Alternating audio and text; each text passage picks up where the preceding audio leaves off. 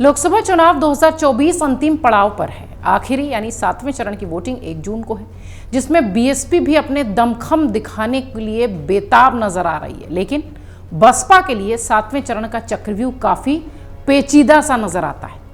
पिछले चुनाव में घोसी और गाजीपुर पर हाथी यानी बसपा सब पर भारी पड़ी थी। इस बार पार्टी ने प्रत्याशियों के चयन में काफी सावधानियां, काफी सतर्कता बरती है। फिर भी पिछले अगर देखा जाए या यूं कहें कि बदले समीकरणों में देखा जाए तो पिछला प्रदर्शन दोहरा पाना थोड़ा सा मुश्किल बीएसपी के लिए लगता है, क्योंकि पिछला लोकसभा चुनाव सपा और बसपा साथ मिलकर लड़े थे। बीएसपी ने 5 सीटों पर जबकि सपा ने 8 सीटों पर अपने प्रत्याशी उतारे थे।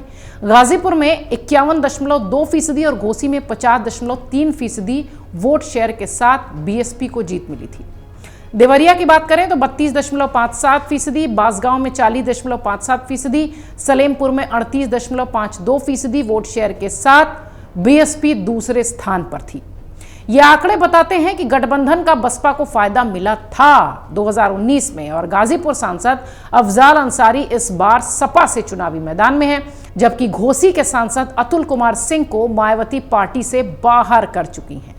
बसपा ने इस बार सभी 13 सीटों पर अपने प्रत्याशी उतारे हैं। गाजीपुर से डॉक्टर उमेश कुमार सिंह, घोसी से पूर्व सांसद बालकृष्ण चौहान, मायावती उन पर भरोसा करती हुई दिखाई पड़ रही हैं। इस बार बसपा ने प्रत्याशियों के चयन में सोशल इंजीनियरिंग का भी खूब इस्तेमाल किया है। पार्टी भले ही कमाल न दिखा पाई हो, लेकिन सोशल इंजीनियरिंग के बूते प्रतिद्वंदियों की मुश्किलें जरूर बढ़ सकती हैं।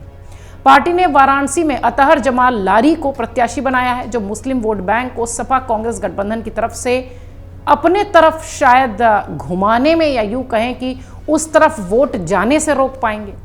इसी तरह बसपा ने महाराजगंज और गोरखपुर में भी मुस्लिमों को टिकट दिया है। बात करें गोरखपुर की तो बीजेपी ने यहां से रवि किशन को फिर से चुनावी मैदान में उतारा है। सपा से काजल निषाद चुनावी मैदान में है, वहीं मायावती ने इस सीट से जावेद सिमनानी को उम्मीदवार बनाया है।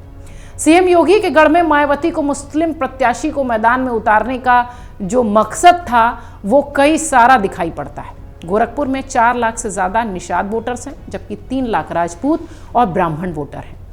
इस सीट पर 2 लाख दलित वोटर्स और 1.5 लाख से ज्यादा मुस्लिम वोटर हैं। यही सोचकर मायावती ने गोरखपुर सीट से जावेद सिमनानी को प्रत्याशी बनाया है, जिसका मतलब यही है कि मायावती ने इस सीट से दलित और मुस्लिम वोटर्स को साधने की कोशिश की है। अगर ये वोटर सध गए तो वाकई में बीजेपी की चिंता बढ़ जाएगी। यही नहीं, देवरिया और बलिया सीट पर यादव प्रत्याशी उतारे गए हैं। पिछले चुनाव में बसपा ने देवरिया में विनोद कुमार जायसवाल को टिकट दिया था, जिन्हें बीजेपी के रमापति राम त्रिपाठी ने करीब 2.5 लाख के आसपास के वोटों से हराया था।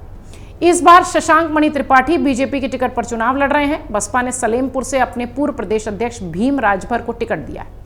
पिछले चुनाव में सलेमपुर से रविंदर बसपा के प्रत्याशी थे, जिन्हें बीजेपी के राजेश कुमार मिश्रा ने न करीब 1.13 लाख वोटों से शिकस्त दी थी, बल्कि भीम राजभर बीजेपी की चुनौतियों को बढ़ाते दिखते हुए अब नजर आ रहे हैं।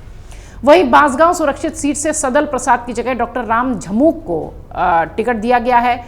सदल प्रसाद कांग्रेस के टिकट पर मैदान से बाहर हैं, जबकि बीजेपी ने अपने 3 बार के सांसद कमलेश पासवान पर भरोसा जताया। यहां भी इन इलाकों में भी बीजेपी की चुनौतियां बढ़ती दिखाई पड़ रही हैं। ओवरऑल अगर देखा जाए तो कई ऐसी सीटें हैं जो कि बीएसपी के लिए चुनौती का सबब तो है ही, लेकिन कई ऐसी भी सीटें हैं जहां बीएसपी ने बीजेपी और सपा कांग्रेस के गठबंधन को भी मुश्किलों में डाल दिया है। खासतौर से अगर गाजीपुर और घोसी सीट की बात करें तो बीएसपी के लिए इन किलों को भेदना इस साल 2019 की तुलना में ज्यादा चुनौतीपूर्ण है।